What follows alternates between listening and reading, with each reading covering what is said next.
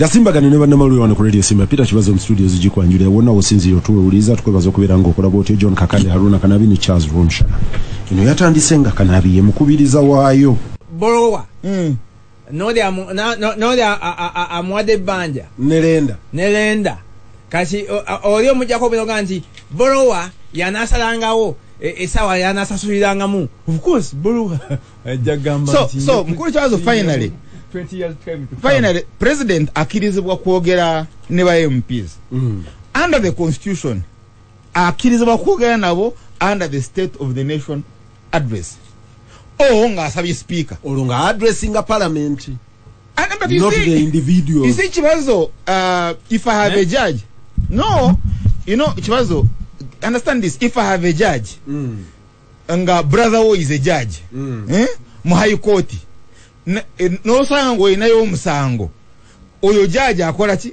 aguvaamu yandikuvuddemu but it is terrible kubanga oyo no musango before court ato oyo judge mutabaniwo no muyiteeka mu mbaga olaba isi oyina embaga but olaba nabo judge ayina okwegendereza nnyo okujja mu mbaga yo right but it is terrible again okuyita judge nga mutabani nga gwe jangweka waliwe njagala okwogera ku musango ogwo omanyi nze nakuzala nze nakusomesa ate manyi engeri gye mwogera nze nakusomesa yaliyo omulamuzi omu nze nakuweera fees yaliyo omulamuzi omu omanyi nje najamawo yaliyo omulamuzi omu ku kooti ensukkulumu ng'eriyo omusango gwali gwa apiiru ku byataka naki nga ye yagutuddemu wakati ne bamuyita mu Rotary Club e Kampala yabasajja bakulu yabasajja banene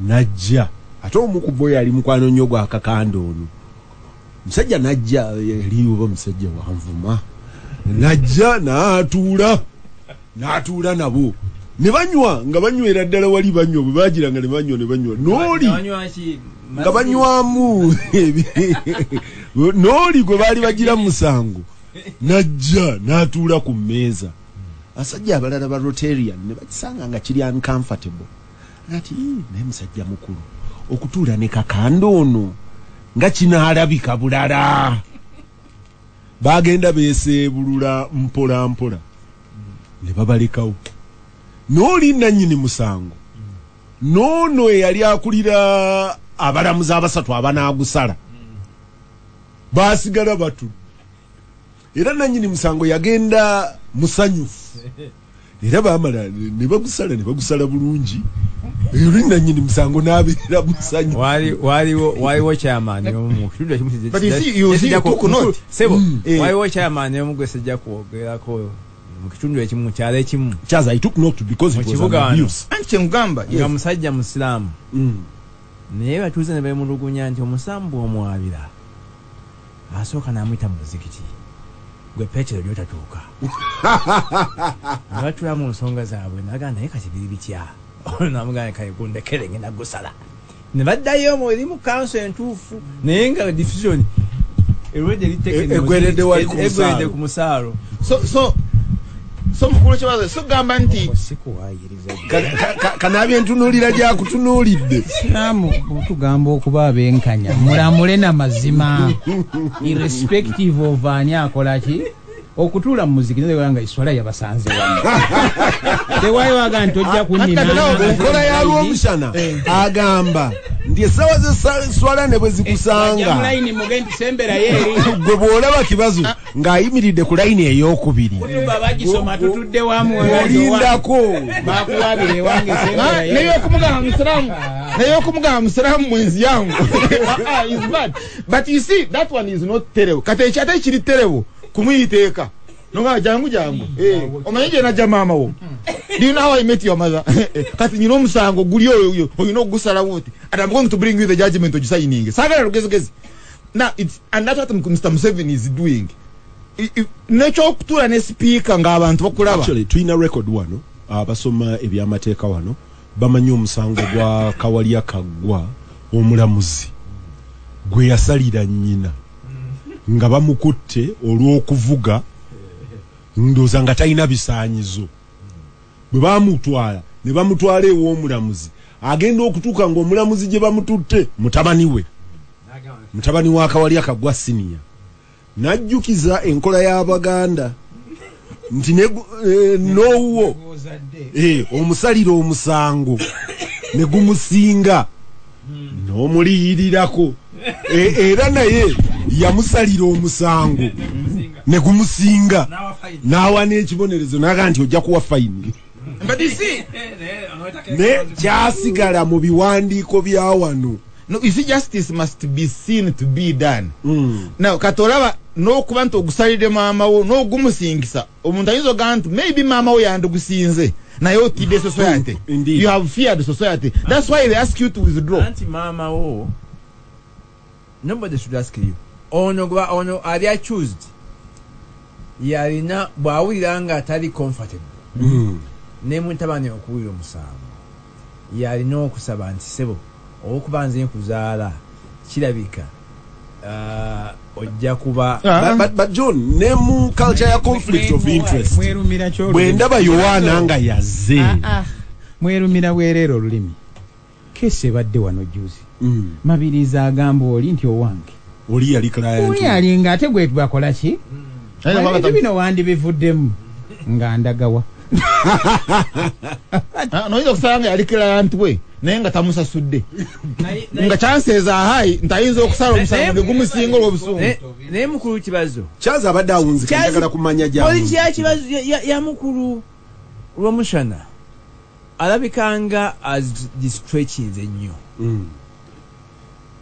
president okumitinga ne speaker oba ababaka parliament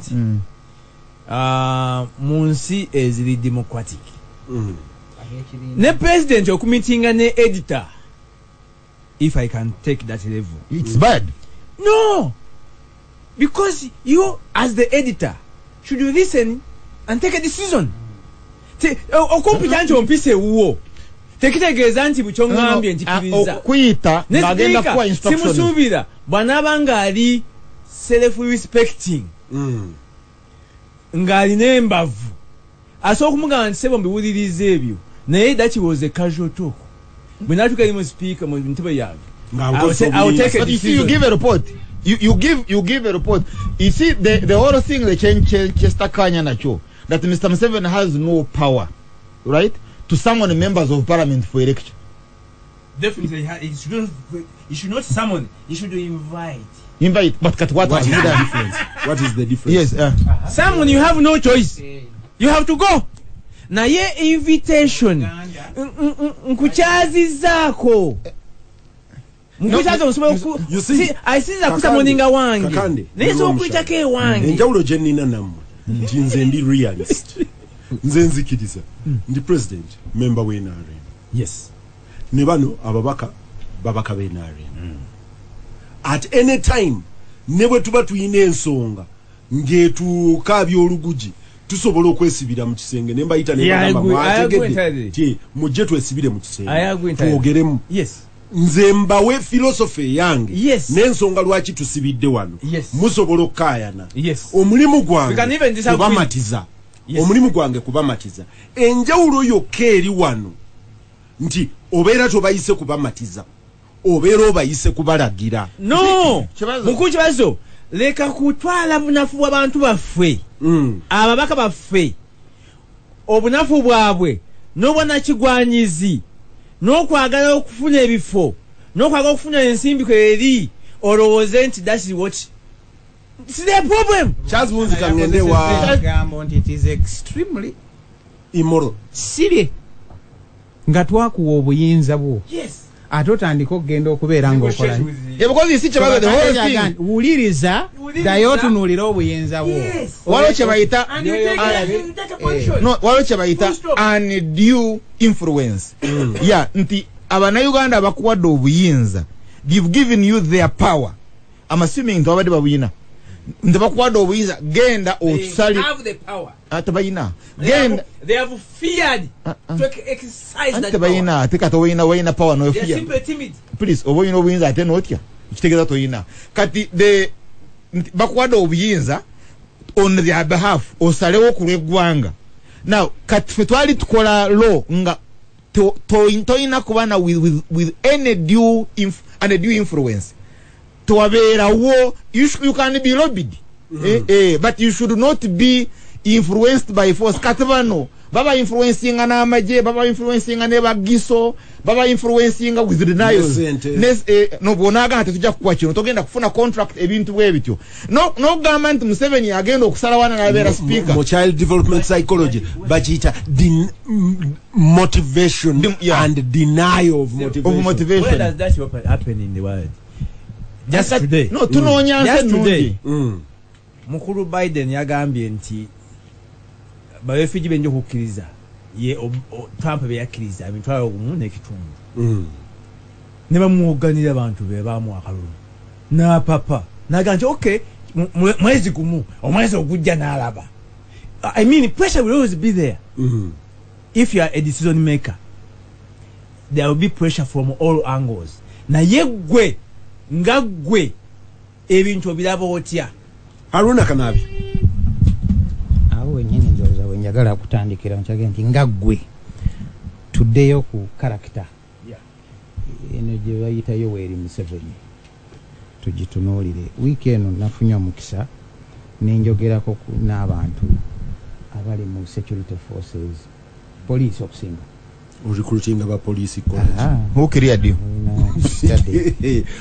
omanyi mukwano gwange nina gwe nade nkwatidde ensawo mukwano gwange Gilbert bali baseka Bukenya bwatyo bwe yatandikiriza yasiba n'amapapali bagabaze nina gwe nade nkwatidde ensawo kale badelegesi ba lokeki kakitwale wote naye nina akantu kennayize musajja yagambye nti buli lwolaba abasirikale kubaako kamanda. Indeed. Yes. Kamanda oyo omulimu gwe kulowooza n'okusalirawo bano bakola ki bakulembedde era ntifunye ensobi nnyingi ng'abantu bano abatalina kulowooza beetuminkiriza ne balowooza ne batandika okukola ebintu oluusi ebitaba biki ebitali mu feva yaffe gw'ogugwo si gwa kulowooza gwerinda kamanda nga bwe tubeera wano nti Kibazo yakubiriza program singa bibadde bya security forces tetwogera nti Kibazo nga amaze okukola ki era sebo Kibazo yagamba nti moderation kirala sebo leka Kibazo nga kamanda wano yagakanabi ompadde ebintu 20 nenze kino kyenjagala yogereko tuyina obuyinza tuyina obuyinza so gwe okugoga goberera mwe mulutalo sobola ogane Kanabi Kanabi wano has lost weight nga tagenze mu gym moderation n'okubeera nga bakucontrollinga. So the other one is a written what? Era singa ofulumye essasi mu muzannyo gwa basketball nga kamanda atagambye shoot boddayo bakuteekawa bw'oteeka abazannyi bataano ku kisaawe mu muzannyo gwa basketball bateekako omuzannyi gwe bayita point guard. Oyo yabeera n'omupiira yalagira banne bonna ku kisaawe ne bwe baba bamusinga okuzannya obulungi bwagukwata bwati ngaga nti give me a one ng'olaba badde eno nti eyo tejja kunkolera I want 3-man play nga bakyusa ye yalagira era bwe baba n'abakuba coach agenda okutunula ngaga nti point guard ono ankubisa ogenda okugira oti ng'amugamba nti gwe vaayo kana abigenda ofuuka eki point guard kati oyo point guard wa buli ame point abaawo kati ekibiina ky'NRM kiina point guard nzija nanowooza nti ba point guard bangi mu sector mu parliament naye eriyo point guard oli yandiyabadde anyume nakikutenye ekintu gw'ogugwo si gwakulowooza linda alowooza akubuulira ekyaki ekyokukola mbadde mbuuza nazo oli abaazimanyi ndi point guard aga nti obuyinza linda individual officer mugamba kasitya ogoberera unlawful orders you are liable as an individual tebagamba nti ogugwo si gwakulowooza naye liability ereddayo ewooli oyange nti gwe gugwo si gwakulowooza naye kakande eri bannamateeka ndowooza bakiyita vicarious liability nti kakande bw'otuma kibazo newankubadde kibazo yagikoledde ku biragiro ebifu liability ya kibazo ono yakoze ensobi bagikaringa ne bagikomyawo gye bayita vicarious liability batutte mu international criminal court si be bakwatanga abakazi bonna binabaga nti badeni yaddawa kubanga gwe walina obuvunaanyizibwa mbadde mbuuza wano kakande mpolampola ate ne lw'omushana akikonyeeko nti tuba tubuuza olanya ayambadde ekyambalo ky'amagye ono n'agamba nti eri kampu okiraba n'amala nembuuza mukulu kakande wano olanya gwe namanya nga SG Makerere he was my speaker oyo speaker we Makerere gwe namanya oyo okuva mu North Court ti oyo gwe nalabye Kyankwanzi saalabye oli tumwine gwe yakwata empale ebigere ne bigenda mu bbanga ng'akuba endungu ono gwe nalabye era nagaye nti kati singa olanya ono yaliwo bulijjo singa gwe nnonda gwe kibazo olanya was my speaker kiseera yammawo naga batugambye tulina okugoberera bino we are going to break them one by one. Yeah, we want war. Ati nasema nze nkulembera oluyimba. We want war. War. Kwa masasi. Onyango nokeba ne bakola kino nalinye nakulufiiramu. Kati olaya yoyo mu afuse gad wa mukulu Museveni. Simanyi obago muyita gad. Naye mbadde njagala yambadde. Nti Lwandanya bamuwadde ekyambalo ky'amagye. Secretary General ne bamuwa empale ya green.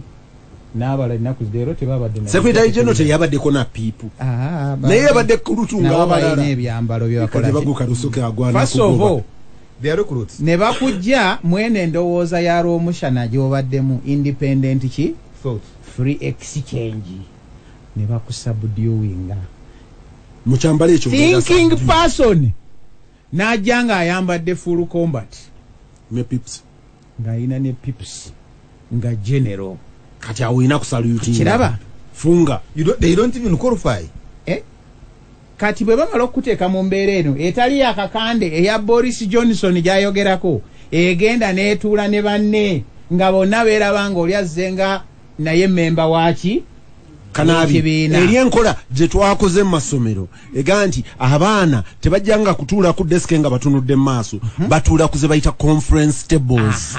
Conference table buli ali ku nsonda aba yenkana ne munne ani agenda okutwala contract y'okukola table ezo kati so you know kunoonya ayatwala contract y'okukola table okolo kibazo nze ensonga yange eri nti tugenda ne tudda mu bintu buli kaseera naye nga tetutunulidde kinyusi omuntu gwe twogerako eno system Rwomushana gye yeewaaniramu ennyo gye baayisa mu paalamenti ye gy'alaba mu CA kakande gy'ayogerako gwe gy'ogamba nti ani appropriatinga budget ye gy'alaba ye ali mu system ega nti nze nkulowooleza ne kali ke wasigaza aka 10% akaagala kati buli lwajjaaga nti soko ziri ezizo zonna zijjeemu wano tebali byamasuuti mwena mwambale eki kombati naawe sipiika era ndowooza ono yamanyi ku byamagye Rwomushana nti waba bayita bani basajenti ayinza obbakeeza ku macha mwena mufulume tugenda ku misinde awo wetwale maganira ne Kajabaguka Lusoke ya training ate yafuna namba akugambye nti bamukuvuluga nga ayisa omukyala madamu ya training ate yafuna namba nze twagenda nga simanyi mateeka gwe ono muluka bajibye olaba atadde namba yo ate nga agimuwadde amanyi obuyinza gye buli amanyi kamanda nze nagenda ne mukwano gwange Mbasaba ne tukola emputtu lwe nasooka okusinkana Kajabaguka Lusoke n'atubuulira dialectical materialism twali tuli bato twakava mu senior 6 n'atandika otuwa position y'ensi bw'erina okubeera n'atugamba nti resources simanyi land to the tillers ne biki bwagenda okubitusomesa ne tutandika okukaayana n'alagira mbu batukwate ko ffe tetufuukanga b'amagye anti mwali mu territory ne tutoloka ekiro ekyo ne singa loolete yatusanga simanyi gye twandivudde naye ye mukwano gwange obujemu yagenda nabo bwe yagenda mu ministry M1 ne bamuleetera list bamugamba nti Kanaabi waategedde ti nkuwa kiri ekyokwerowooleza ne bamuleetera list bamugamba nti buno obutimba bw'ensiri ti baabuleeta mu Uganda twatumye obutimba milioni 9 I think nti ezizino bazireese bwe bamuwa bill of loading or something like that. Yes, bill of loading to confirm. To confirm. Yagenda okugatta nga ina 3 ngeno bamugambye mwenda process gy'alina okuyisa asasule n'abagamba mwategedde zino sijja kola ki sijja kubisayininga sizezo mu confirming balina baga twakoze mistake ate ng'ebipapula abisigazza bagenda okumaliriza nga bamu interdictinze okumala ebbanga lya mwaka bwe babalagira okumuzza ku mulimu yagenda wa Mungu nafu you die naye wona ateyo ya atasa mukulu alemo okulonkinga mputuye je twajje ekyankwanzi ye yamutwale waka simanyo bamputu oluusi ndowooza butamanya wawo kinzezwa kino naffe kye kitutawanya banda beno issue buli kaseera ebeekomawo mbadde mbatunula ne Museveni agambye budget ejja kugira bweti biki. But when you understand the character, you know gitegeera nti bweti weefaanana tuzze mu bululu ndowoozereyo ye system ebaddewo ne twefuula nti tuli mu democracy era ndaba nakaka nti ekibiina kya NRM weekiri kiri luddawa kubanga secretary general yakakanda akugambye nti bali boolabayo mu kibiina ono Romshana be yabadde agamba nti oyite sek bakozi no that's the secretariat. Initially, the secretariat sec is not a secretariat. No, I'm saying the secretary general okusoka yali elected. Mukulu Kanaabi ebimutawanya mbiraba kubanga tasomanga political theory. Yeah, so much. Simanyi njo Islam naye se mu bibiina ebina byanjawulo NRM is a unique party naye nabyefaananya ebirala mu Israel ne France n'abalala ne China kakati leka kutunula kibiina ng'okiraba mu maaso ga Democratic Party ya Mao no gwe ebina byanjawulo ebyekibiina by the way UPC the mode of UPC up to the 7th the coup after by the way after Kwea or Tito nti you give authority to the presidency and the president determines the rest eyo nayo model ya kibiina nayo nzo kulowooza nti ekibiina ekirala kyo kigamba nti buli omu ali ku executive abe in his own mandate. It's also a decision for the party. They can continue kibiina. No, but you see mukulu kibazo osaze mukulu Kanaabi asoma ebyabadde mu mawulire kati nayogera ku is the maker and checker nayogera ku bweyogerere secondary school nitumugamba naye waliwo erinnya lyolesi oli alyogedde Hassan Turabi very good kati sebo waliwo changes zabaddewo ono yatandikira mu capital ganga mukulu Kabushenga n'abawoja alaga katakyaliwo and now the refugee who is now back home after freedom of thought eri chovala abayaga one is permanently in the defense on corruption of freedom of thought defense but you see kitegera naye mbadde njagala kuddayo mangu nnyo nti bino kiri tukitegedde nti freedom of thought gye tulowooza nti ejja kubaawo background yono ya busirikale yagirabiramu eyo nti kamanda yakola ki yalowooza so musajja point guard tafunanga orientation eyo ekyuka ye yajja neyiye teyafuna mukisa kuga nti kangende wa kibazo nsome ne wakakande political theory we gwakola ki gwambuulira era ekintu kyakitunuuliramu ekyo nti kamanda ayogera ate gwe naawe noddamu njagala kuddayo ku nsonga y'ekyankwanzi mbadde mbasaba muddeyo munoonye speech eyavaamu ekigambo kisanja akuna muchezo kino kye tumalako kati ne commitments ezaalimu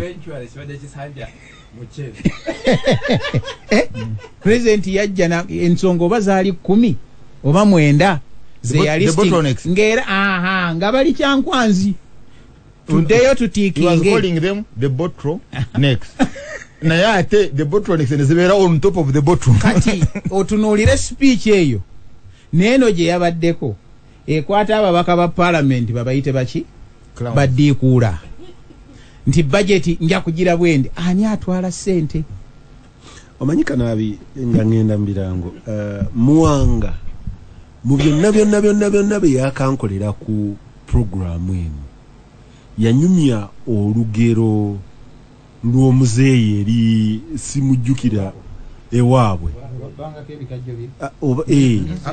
yali minaani yali minaani gwe babbako ebikajjo nti omusajja ono yali w'amaanyi yafuuka omubbi oyo omubbi simujjukira but anyway amanya gewaabwe bwe gatyo anti yali omukuumi kati bwe yagenda okugira bw'ati nti yali w'amaanyi nga bwe mujja okusaba emiyembe aboggola naga nti Kanaabi nkuwadde 3 linnya wali onoge ekibazo menyayo ekikajjo kimu oleete ekifaananyi ekyo kiri innately mu bakadde bawano bonna ne bwe ngende ewa jjajja wange Kanaabi ono amumanyi musajja wa myaka 96 lw'omusanga yatereddemu era olibu kyemwagalako kimu tayambala masiki lw'omusanga yatereddemu bw'agira bw'ati n'awulira abayita ani atuleekanira asirikeko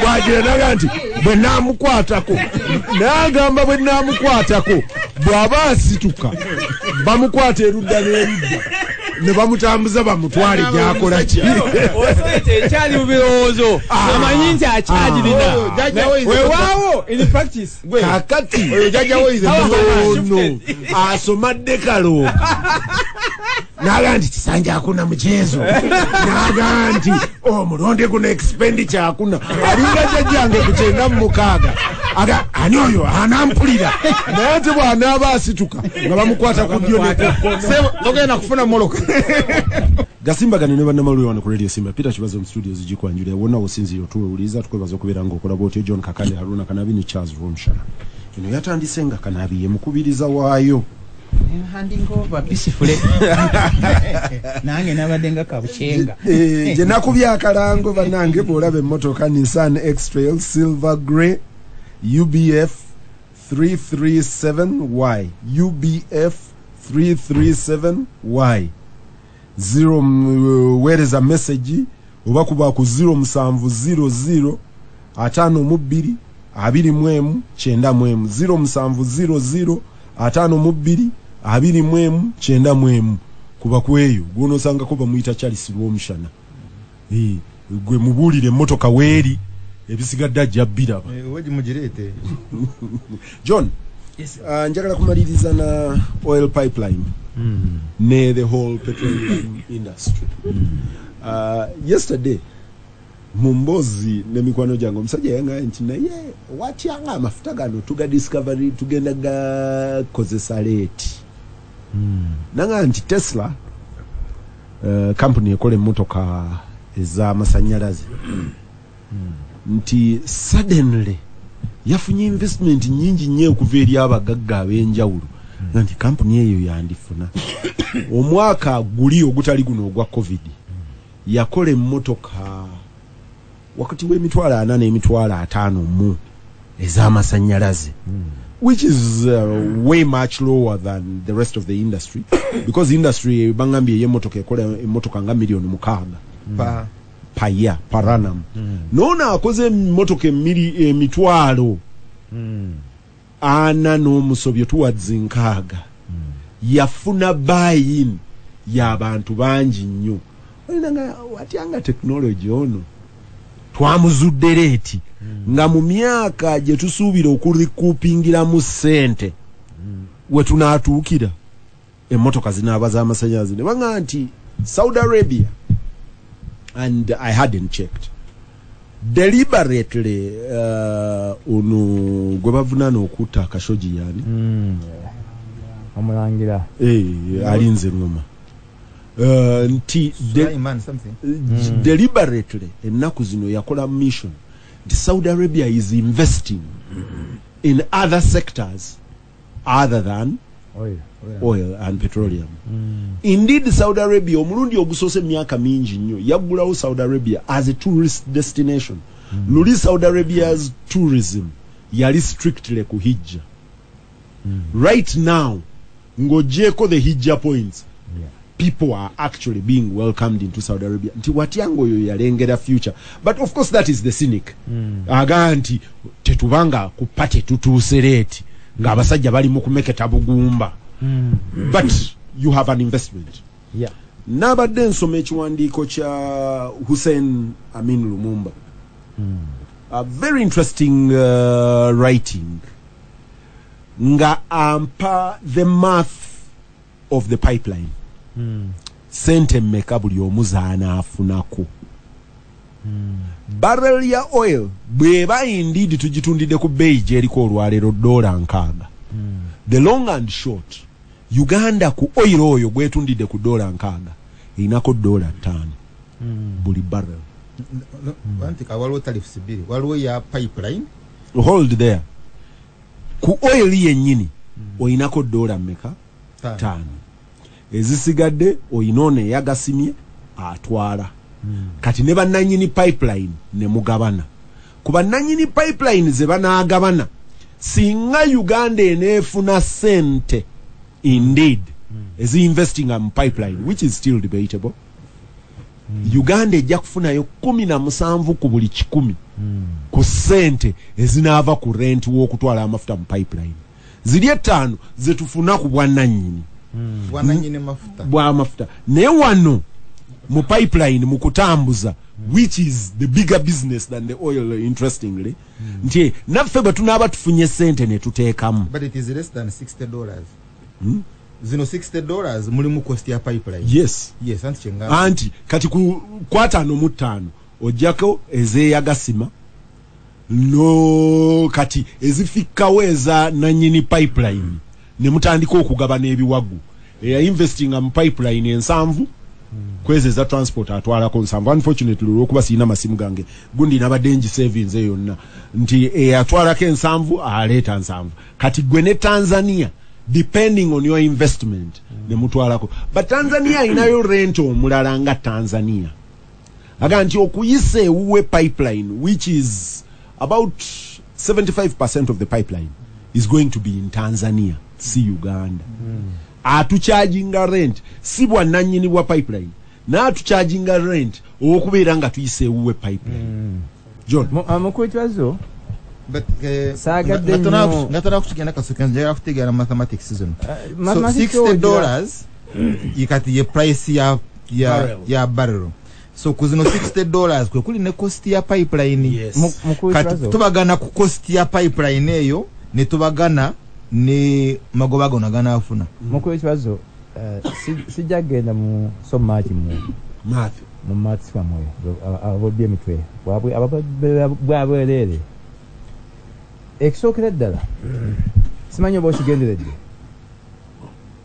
nti Tanzania bagiwadde 15% shareholding naye teri keen meka 15% yes shareholding teri keen kuzitwala simanyi ambadde simanyi mbadde mmanyi nti teri keen president bwe yayiyeeko omukono bagambye tukuwadde offer ya 15%.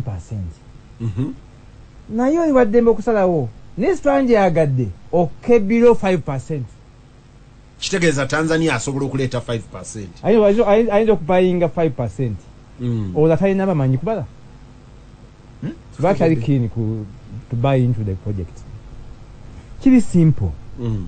Era saagadde bana Uganda. Ffe tulinga enaku zino kiri very simple. Nti mwanyi kibazo ozimba ennyumba yo. Simanyi goyizo wangu okozesa bana basajja ba real estate managers naye bubange no lokonga kana binange kwenza kwangu eno buzigo bwo. Kakati waliwo gwe ozimba notekamu kashiwo. Waliwo oli broker aleeta abapangisa. Ye ekintu kimu kyokka kyakola kugamba nze mmanyi ennyumba weeri. Najja nagamba nyumba meka emyezi banakuwa meka nti amitwalo 15 mutwalo 2 nti kanange ndyako mwezi gumu akati bajja kusasula emyezi 8 up front ogumujja gwaki gwange ng'agenda n'eri oli agenda agaza nyumba ye muli wanjawulo ng'alyayo nga aga nti mu nyumba ya mama mitwalo 2 nti nze onompayo 5 eventually nga afuna akavangata ke naye nga tayaddemu capital investment fe tulina oil no doubt tulina omuzigo naye tetusobola kuleeta kuteekamu ssente zaffe kujjayo oil mu ttaka that's the first point naye tudipendinga ku basajja abalina ensimbi zaabwe okutengamu ssente oil omujemu bamuteeke mu pipe emutwale bamutunde fe tuli ba commission eaters full stop wanje we are only commission eaters fe tuli yanjawulo kakati the question commission tunala yenkanawa precise that's the bottom line toina nsimbi zo Charles aine ekibanja toina nsimbi mulimu emwanyize yes toina nsimbi zo hadamu refinery not a single coin I'm here they want to buy some shares toina nsimbi ziri awo zo tademu pipeline actually tuchanoonya wakwewola tusobole okufuna eze 17 omusajja agamba nti bagenda kuzimba pipeline at $3.5 billion refinery egenda costing another $4 billion balina gye bayita collection infrastructure amafuta gano gajjana nago pipeline yakuŋŋaanira nakinaki eyo naye gya costing another $1 billion. You don't have a single $1 billion to invest. Okay? Naye gwe kati notako gamba tunafuna zenkanawa as who? I mean, be serious. Toto oba Shinuku. They have done the math. That's their business. Era bamanyi nti abo nabayogera ba electric cars oba ki, they know they are going to recover the money. If they don't recover the money, that's their business. Go feel wachi. How much have we invested? Katonda yakuyamba n'ateeka mafuta. N'agateeka wali ku muliro. Abazungu ne bagateeka ewuwo. Bebaze nabo. Kubanga they could have put it in Congo. Ngabakubala ini. Fortunately, bagateeka waffe agamu gabagateeka kose eri. Kakati ffe tuiba kasulu. Tulinda, we're just negotiating. How much, how big is the commission? Fe tukwataganya agula n'atunda. Yeah. Wakati awo ne tulondako enjawulo. And we lose nothing. Secondly, tulina a lot of other advantages ejja. Kulonda nkoko bali amagi. Abachina bawomerwa nnyo embizi. Ndoza nawe wali farmer, pig farmer. You can go back and invest in it.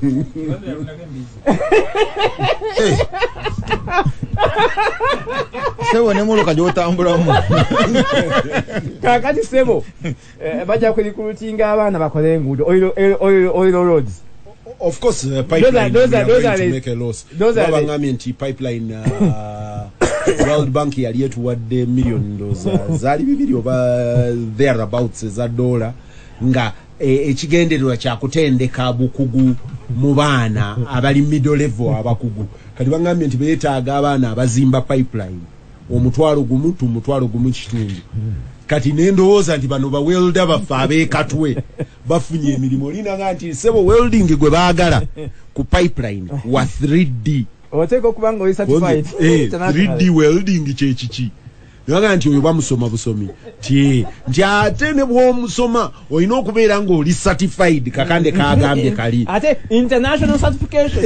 Olina okufuna international certification ey'okwokya omuliro ogwo. Kati bintu bibiri olina okufuna ate ne trainer agenda okusomesa kibazo ate naye n'omusomesa. Kati eyamaliriza nga ngamba nti kati kino kyekigenda okubaawo nti olw'okuba beetaaga abantu wakati w'omutwalo gumu n'omutwalo gumu n'ekitundu. Neither Uganda nor Tanzania has built that capacity. Kati bagenda bakuleetera. Bajja kuleeta aba Filipino, baleete aba China. Naye no mu Filipino etaga emmere. gwe kakande yetaaga amazzi ogumidde kukubaguza muwogo yetaaga amazzi era Charisi briefly nawe waliwo ne industry endala ejja kujogerako openly eri common e Mombasa eyo naye bagyetaaga obviously bad black a commission agent cannot lose nawe kati kibazo me I wanted to look at a different angle angle esooka nti mu Mozambique nakikubulira ku the other time bafunayo gas mungi nnyo and indeed ne mukulu Museveni n'agamba pipeline bwe naggwa ate ijja kuleetanga gaasi sinakumanya bani abanajigula waka nabe wange anabeera consumer wa gaasi eyo anyhow batekire Mozambique kati wenjogerera abayekera bawamba ebitundu erimu gaasi eyo and bagamba kivudde ku Total n'endagaano zaayo ne Tanzania eyo gyoyogerako it's under security threat yatya no tukanti yatya but ekirabanga ekizibu yekiri of course member wa Sadaka ate yali ayagala kutwala yamaje kulwana n'abayekera abo yani indeed Sadaka yonna tena bako kyamanyi kyekoze mpoze okutwala yo technical unit so oyina okutunulira nzimanya kutunulira pipeline ne security implications za yeze najigirako but the larger issue is that Uganda yabadde esobola okwewola $8 billion. It's possible. Nosanga twewoze ne tuzimba pipeline tetulina capacity. Why? I mean because you've almost hit your threshold. You are less than the threshold by I think somewhere towards 3 billion. Twewola mmeka.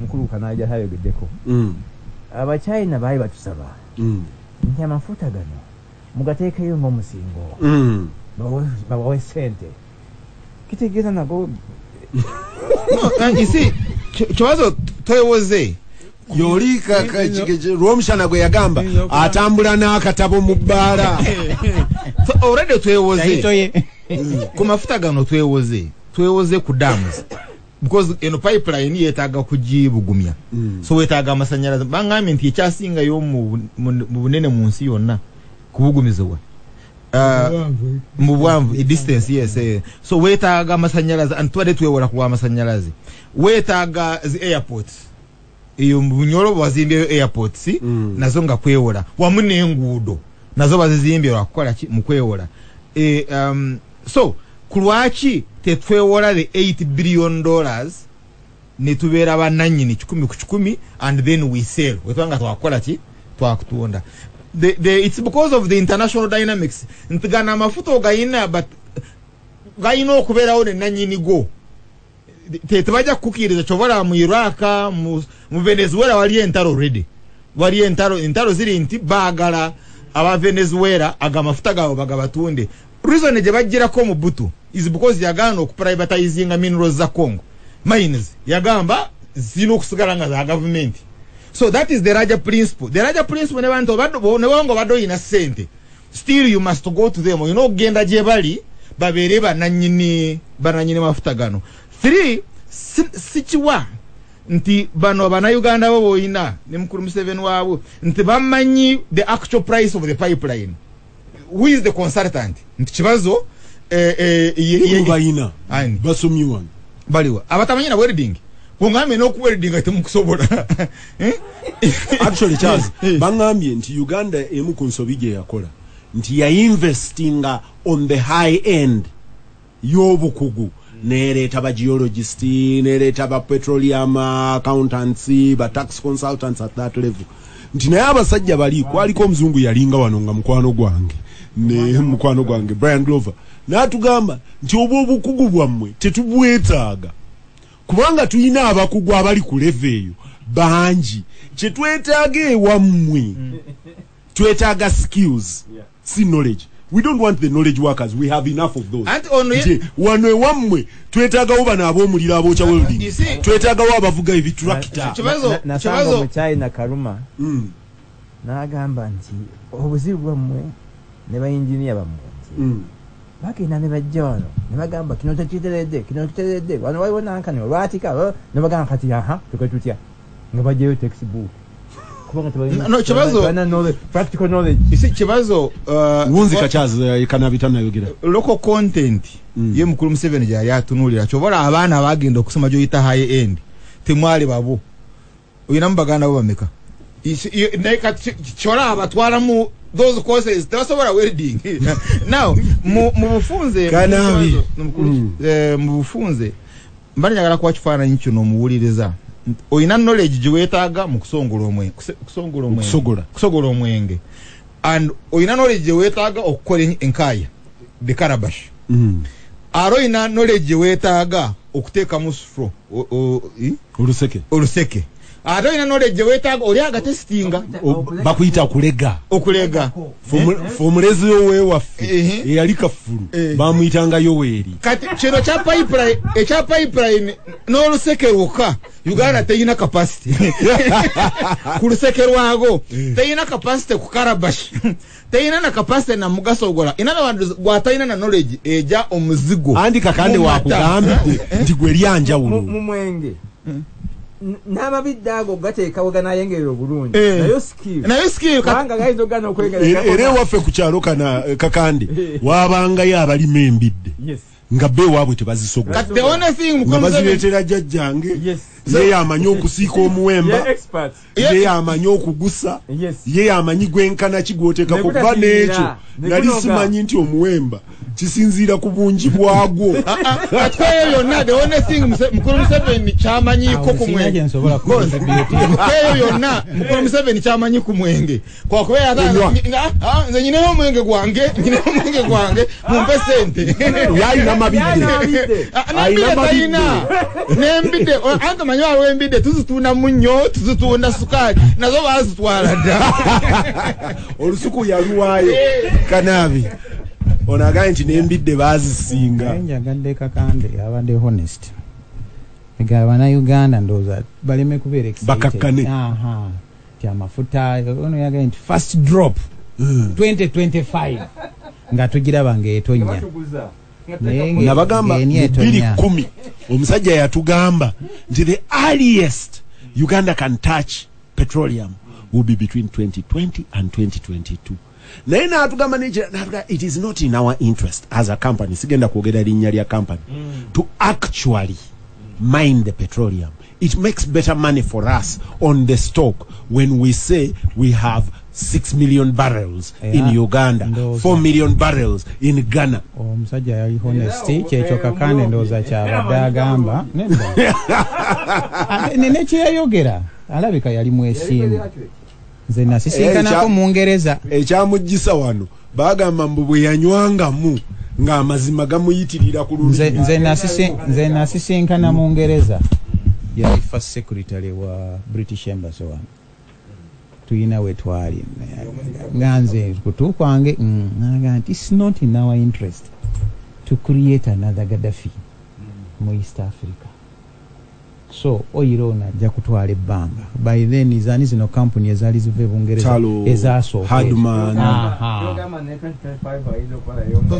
kati mukulu kibazo nzikiriza nzenda kusoma weroding nzikiriza nebaze omwami Daudi Bukenya yampe ekitabo bakiyita Saudi ekitabo ekyo kyandaga nnyo processes z'amafuta kubanga Saudi Arabia yo oli omulangira eyasooka eyawamba n'afuuka omulangira kuba tewaali bwakabaka ye n'agenda ng'awamba bannene ye obugundi bwonna n'abukola bali abaali bamanyi olwaleero abo bonna babazzukulu be ne bamanya nti wano waliwo amafuta era bo ne bamukwata bulungi bikina ne bajja ne bakola ebyabwe naye yali smart yamanya nti nze ninaki omugise amabidde ayina embidde naye gye batunda ebigundi zikolayo n'abaga nti mukole nga bwe mukola ki mumusogole bwe mumpaako twalina omukyala baali bamuyita Lovinsa ku kyalo nga mayumba 10 nga buli abafumba walagi ku kyalo oyo waffe tebamufumbako naye mu Kisenyi buli eyafumbanga walagi nga bamutwalirayo akadomola k'emmandule ng'okatwala ew'amayumba 10 kati bw'okatwala ew'amayumba 10 naye n'afunako katwala mu Uganda walagi kubanga etteeka lyagambanga gwe tosogola tofumba wala kitegeeza nti oyo ani Emerina Robinson nti ewuwe tewaggwangawo ki walagi Mandule naye nga afunako ye yakkiriza wawakolaki mwe mufumba obusobozi obaoliawo yali tabulina pipa ne zibaabikira Saudi Arabia ono Saudi ye yakkiriza bamuwe Mandule era n'abeera n'enkolagana nnungi ne bakola ebyabwe ne basombaana naye over time ye ng'abagamba ne Mandule mugintundire ezange mumpe mu ssente kibatwalidde emyaka mingi okufuna n'abo baweereda b'okola ki b'oyogerako ne bagenda kanabi n'ensimbi ze bakola baliwo balina okuzitereka byagenda bikyuka mpola mpola nga biyita mu kukola ki mu kukkaanya neze yafunako bw'osoma the self confessions of an economic hitman nazo baazikima bamugamba waategedde nti zino ozifunye naye weetaaga wali oluguudo kyekyo kyennyini weetaaga wali supermarket ne babazimbira weetaaga wali amasanyalaze naye